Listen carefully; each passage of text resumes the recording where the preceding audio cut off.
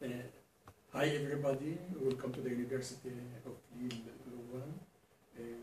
I'm Professor Izam Shahour, professor at the university and responsible of the master degree Urban Engineering and Habitat.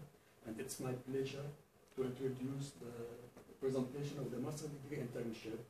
The first one is presented by Aldo Viviano, which concerns a case study of the pollution in the terminal TPKS in Indonesia.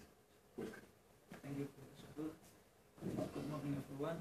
Today, I would like to present to you my internship work result. It is about controlling ships berthing emission in a container terminal in Semarang, Indonesia, called TPKS.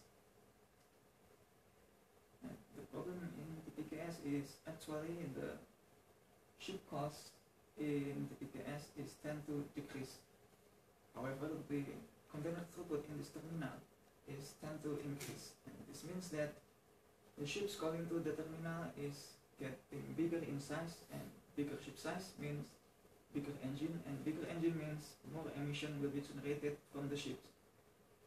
So, considering the dangerous impact of the ship's emission and the fact that Semarang city is located near to the container terminal, and consider also that berthing is generally the biggest source of emission in seaports, so it is necessary to control ships' berthing emission through monitoring and applying storm reduction technology. So, how we can monitor the ship's berthing emission?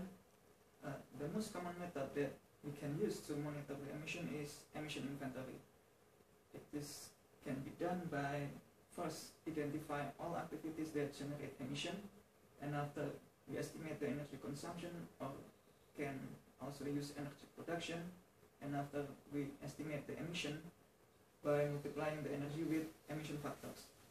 After we know all of the emission from all of these activities, we can decide to use a proper emission reduction technology. And for ships berthing emission, there are actually two technologies that the Port Authority can use to reduce emission. It is cold ironing and emission after treatment system. So this case study objectives is to make ships berthing emission inventory in TPKS for the year of 2013. And the second objective is to estimate emission reduction if TPKS use cold ironing and emission after treatment system. So this case study will be presented in 4 scenarios. Scenario 0 will present the baseline emission inventory. Scenario 1 will present emission inventory with full capacity utilization of cold ironing. Scenario 2 will present emission inventory with cold ironing usage also, but this is to provide more conservative view about the emission reduction potential from the technology. And scenario 3 will present the emission inventory with utilization of emission after treatment system. And the data sources and methodology references that used is here. Some come from online database and some come from previous study. And the result, in 2013, TPKS emit this much of emission in a year.